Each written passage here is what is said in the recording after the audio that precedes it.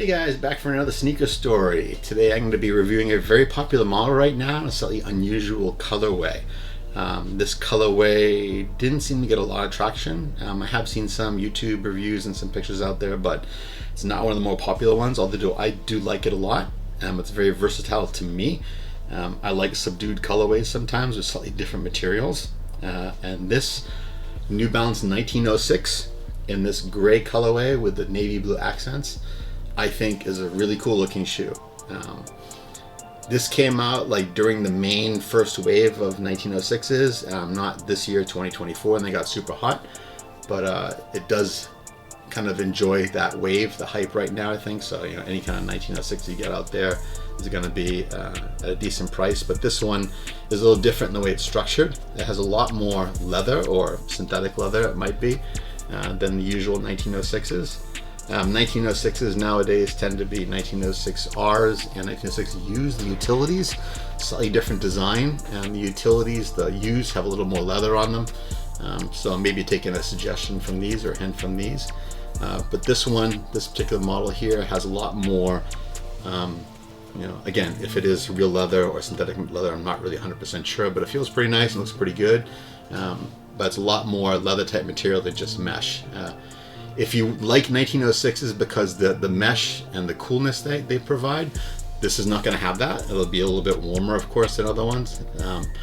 But for me, that's a little bit different feeling, and I like the variety of materials and variety of different feelings in the shoe. And I think this one, also the colorway to me just really speaks to me. I like the accents between the loops, the laces, the way the loops go through to the ends. Also where that color hits again, kind of navy blue in the gel. And the sole itself is kind of very, very deep, like kind of midnight blue. Not quite black. You might think it's black, but it's actually blue. You can see on this camera. So, I mean, it's a 1906, as you might expect, in every other sense except for the upper material. But again, that is what makes it interesting for me. I like different materials. I like my sneakers to be a little bit different. Because I do like to collect a few of each style, if the style suits me, if it fits me, if it's comfortable. And the 1906 is a very, very comfortable shoe. It's neither too soft nor too hard.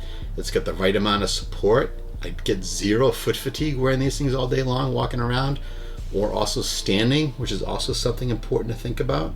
You know, when people talk about shoe comfort, a lot of times they're just thinking about, you know, is it soft, is it squishy, all that kind of stuff.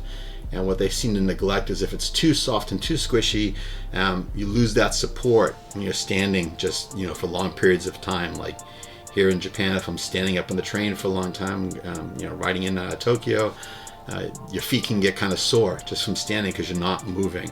But a shoe like this gives you just the right amount of support. It's not too soft. My too soft shoes do make the soles of my feet ache a little bit, but this one hits right on it. So this one gives me all the comfort, the support of a 1906, my standard ones, while giving me a little bit of a different style, a little bit of a different kind of feeling than the typical 1906. Right now, a lot of very, very bright colorways. This is very subdued. The material is very different. I like that.